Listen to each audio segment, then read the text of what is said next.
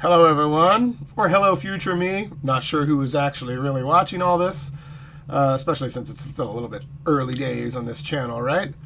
Well, I'm a little bit late on my monthly update, but I figured I want to keep the habit. So here we are for my update on November's progress. I'm down another 3 pounds about, which is great because I wasn't really trying to cut too much. Oddly enough, I've been dieting for almost a year, and well, yeah, for a little over a year, and well, definitely in the 2000, definitely in a serious caloric deficit for about a year, and it's actually hard to get yourself back out of it because you want to do it in a healthy way. And as it turns out, I mean, I was just eating almost radically different food before. It was just very high calorie, and you can't like go back to eating certain things. Like, I still eat Doritos, but very, very rarely now. Where I used to go through like 2 bags a week, the big bags of not Doritos because that would be expensive, but like the $1.99 version at Food Lion or whatever. I get the cheap bags of nacho chips with the cheese or whatever, Cooler Ranch or whatever it was, and I'd go through like 2 bags of those a week easily, pretty easily. Probably a third to a half a bag per sitting. That sounds about right. But I just don't do that anymore. For one thing, I avoid Doritos because I love Doritos, and I got a problem, so you can't eat a lot of it, right? So when I do have tortilla chips, I tend to stick with the unflavored, just regular salt, and most importantly, I measure them. I make sure I'm only eating 28 grams worth, because that's one serving of tortilla chips. And it's not much. It's not much, but once you start getting used to it, you realize, okay, this is an appropriate amount of food. It just takes a little while. It takes a little while, and then that 28 ounces, or 28 grams, that's not much, and so that bag lasts a long time. So the other thing that I wanted to highlight here is that yes, it's expensive to eat a high protein diet. But I'm not buying 2 bags of Doritos a week. I'm buying 1 bag of tortilla chips a month. So I don't mind spending a little bit extra on chicken and fish. It's okay.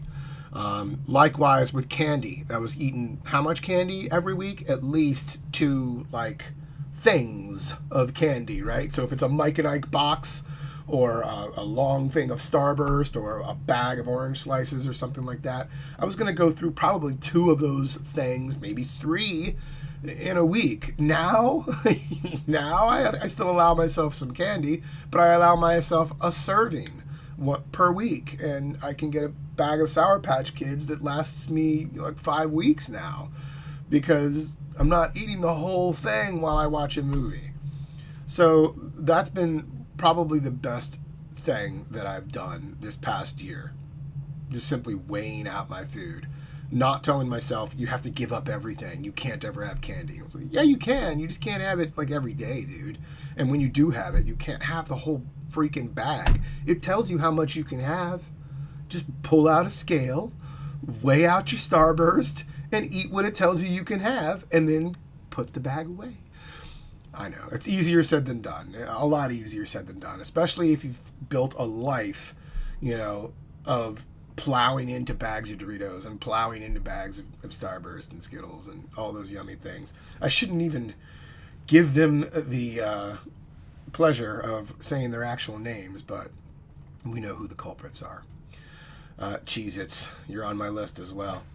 So the point is portion control. It's funny, when I started this little rant about my update, I actually didn't want to talk about portion control, except it's been so instrumental in my weight loss. What I really wanted to talk about was sleep.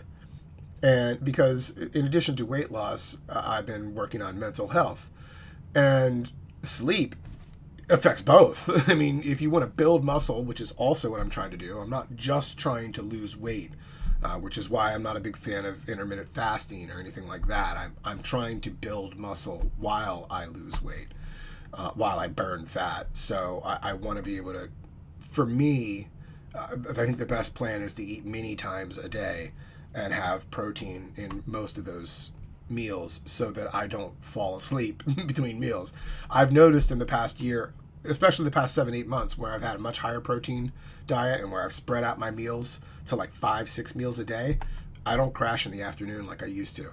I used to fall asleep like sometime between 1:30 and 3. I'd just be like, you just crash. That doesn't happen. That hasn't happened to me in a long time because I eat like every 3 hours. And I think that's what it is. And specifically, I have protein like every 3 hours.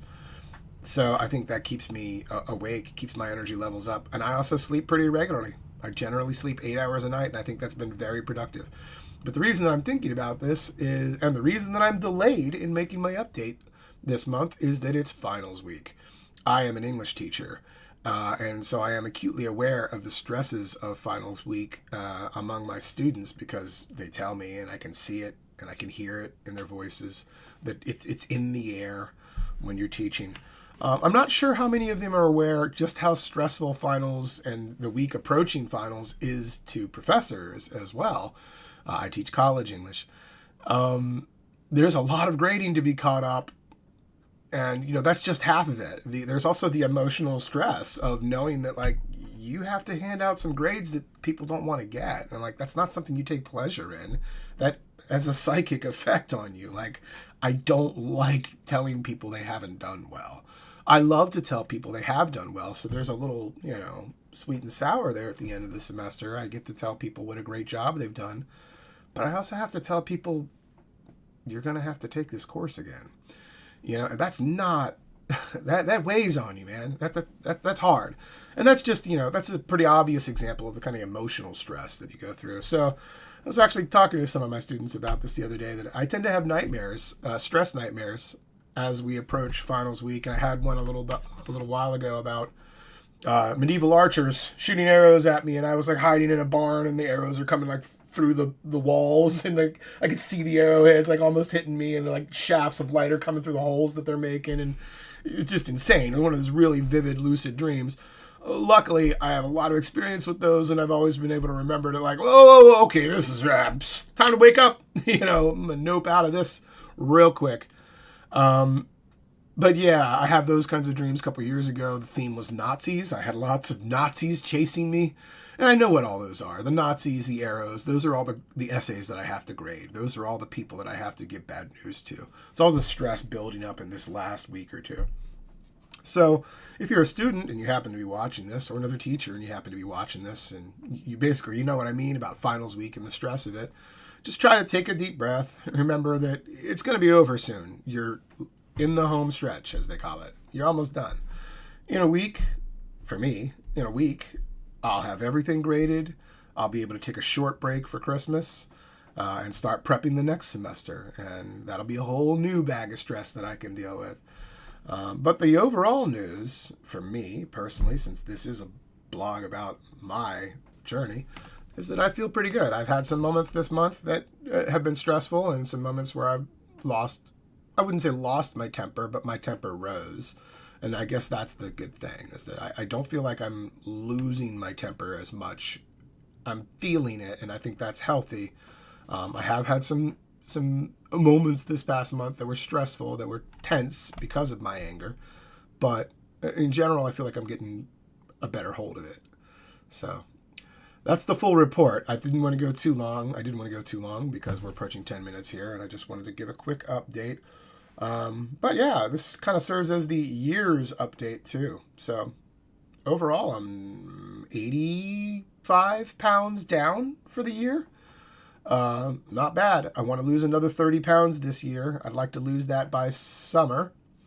While I'm losing that 30, I want to gain some more muscles. In particular, I want to get, trying to work on getting that vein right here. That's a goal.